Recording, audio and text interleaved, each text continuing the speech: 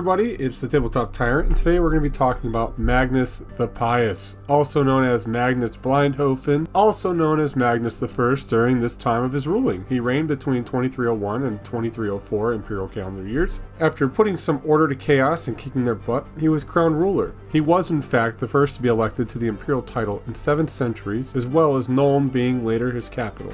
Magnus to this day is still lauded as the second greatest hero in the Empire's history, with Sigmar being in first place. Don't let that monocle fool you though, he didn't just beat Asavar Kul, the 12th ever chosen, or all of Chaos Undivided potentially single-handedly. He also introduced state-sanctioned human magic users and a school of engineering. Take that, Council of Nicaea. See what I did there? Magnus and Nicaea.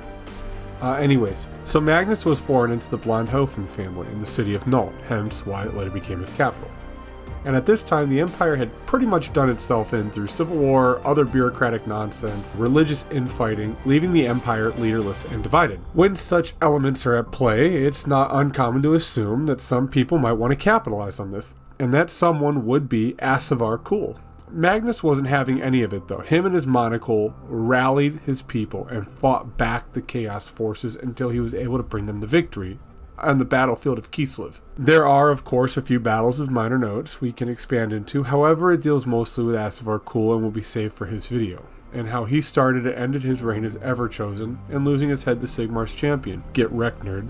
However, a fun fact, Magnus's army would go on to destroy the cursed city of Mordheim, which I personally did not know. Guess you know who to blame for that game ending. And with that destruction brought the end of the Chaos Invasion. A little insight into Magnus the Pious' mentality, I think, can be summarized in this quote. There are 3 things that make the Empire great: faith, steel, and gunpowder. And I think that shows a lot about where he's at the time. So with Unity and Dream accomplished, Magnus worked very closely with a high elf by the name of Teclis to create the 8 colleges of magic in Altdorf. He chose to create the colleges of magic so that men might be able to learn control over their magic rather than be consumed by it.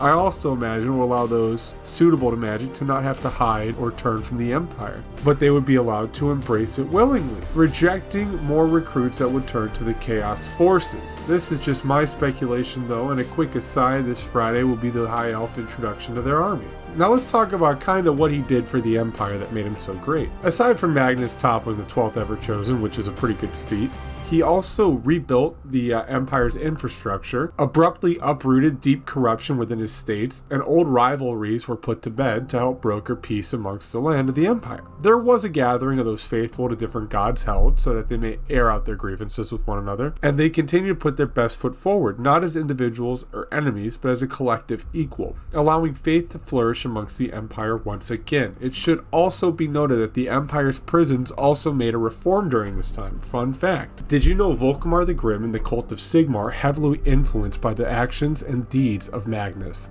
And there were rumors that Volkmar was going to make Magnus a saint until the end times happened. So let's go into a brief summary on his reign. After whooping the tar out of Asavar Kul, it was undeniable that he should be emperor, with many people claiming he was Sigmar reborn. However, unlike other people who would claim to be Sigmar reborn of Volten, Magnus got stuff done. For the first time in almost 1,000 years, the leaders of the provinces gathered to elect him as emperor, and it would have been mad for them to not do so, given the potential he had in the slaying of the Ever-Chosen. We talked briefly about the cults earlier in this video, and Magnus did some changes, mostly 2 main reforms. Magnus would go on to allow the cult of Sigmar 3 votes in the new electoral council to appoint emperors. The cult of Ulrich would be allowed a single vote. It was said he also extended this offer to the cult of Tal and Raya, but they declined for reasons that are now unknown. The splitting of these votes would prove to be controversial, however. Magnus and his monocle gave 0 poops about it, mostly because he knew that the cults had a primary role in destroying the Empire in the first place. On top of this, Magnus also made an imperial decree that a council would be held every 5 years at the capital.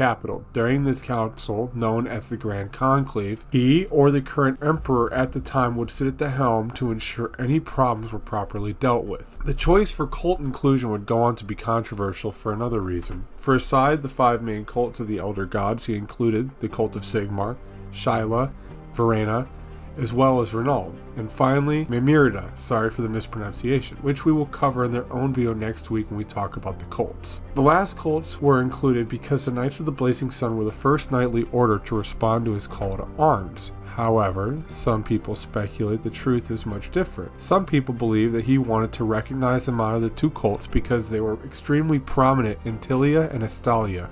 Both are states within the Empire. Finally, a man, Stephen Franz, who specialized in making war machines and engines of death, was granted imperial establishment as a school of mechanical expertise after their help in the battle in Kislev. In addition, a large number of families that the Reichland princes had constructed at the time in the capital of Nome became known as the Imperial Gunner School. These are two other things that Magnus would go on to achieve during his reign. So in conclusion, there we have it. A man and his monocle bound together a fractured and divided state, kicked Chaos's butt back to the Chaos Waste, rejuvenated a withered and dying empire, bringing with him order, education, and a redefined way of faith. Leave me a like if you liked this video, and subscribe if you want to know more on the timeline. The reason why we chose Magnus the Pious was because this is the timeline that the Old World is going to be set in, the time of Magnus and Asavar Kul. Let me know what you think, and let me know what you'd like to see going forward in the comments below. I want to thank you all for coming and tuning into this video, and I hope you all have a lovely and wonderful day.